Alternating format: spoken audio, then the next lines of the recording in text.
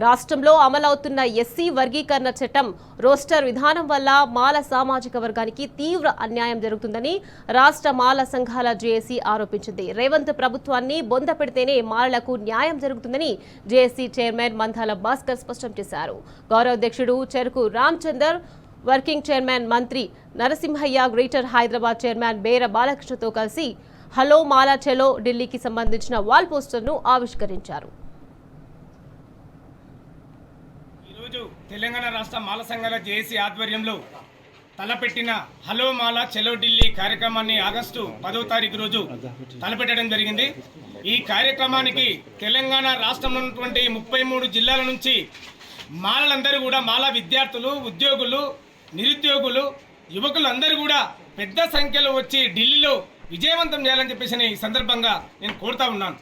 తెలంగాణ రాష్ట్రంలో ఎస్సీ వర్గీకరణ చట్టాన్ని తీసుకొచ్చి మాలలకు, మాల విద్యార్థులకు, ఉద్యోగులకు మరి రిజర్వేషన్ లేకుండా చేసినటువంటి మాలల ద్రోహి ఎవరంటే ముఖ్యమంత్రి రేవంత్ రెడ్డి అని సందర్భంగా నేను గుర్తు చేస్తా ఉన్నాను. ఈరోజు రిజర్వేషన్ లేకుండా విద్యార్థులు చదువుకుందామంటే సీట్లు లేవు, ఉద్యోగులకు ప్రమోషన్ లేవు.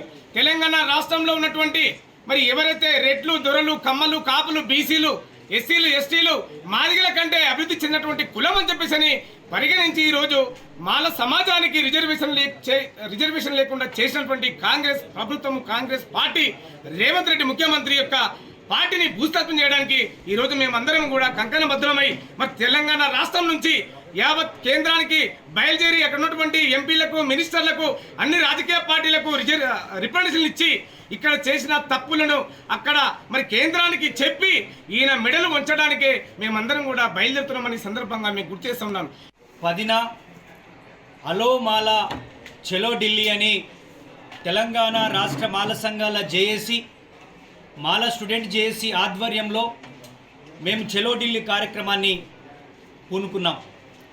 ఈ కాంగ్రెస్ ప్రభుత్వం ఎస్సీ వర్గీకరణ చేసి 15 నెలలు కావస్తున్నా ఈ 15 నెలల్లో 14 నోటిఫికేషన్లో మాల విద్యార్థులకి, నిరుద్యోగులకి ఉద్యోగాలు లేకుండా పోయాయి.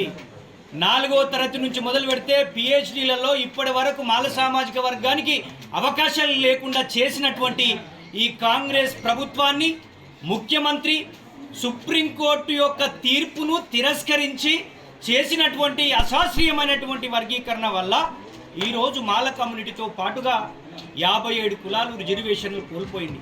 దీన్ని ఈ యొక్క పార్టీ అధ్యక్షుడైనటువంటి మహేష్ కుమార్ గౌడే కానీ ఈ యొక్క రిజర్వేషన్ వర్గీకరణ మీద వేసినటువంటి మంత్రుల కమిటీకి, అదేవిధంగా మంత్రులకు కూడా మేము వినతి పత్రాలు ఇచ్చాం, చూసాం, వెయిట్ చేసాం, 15 నెలలు వెయిట్ చేసాం.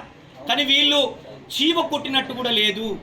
ఈ మాలలకు అన్యాయం జరుగుతున్న తీరుపైన కనీసం కన్సర్న్ కూడా లేకుండా ఉన్న విధానాన్ని తీవ్రంగా ఖండిస్తూ వీళ్ళ భాగోతాన్ని, వీళ్ళ అవగాహన రాహిత్యాన్ని ఢిల్లీ పుర వీధుల్లో మేము తెలియజెప్పడానికి జంతర్ మంతర్ దగ్గర పెద్ద ఎత్తున ధర్నా నిర్వహించాం.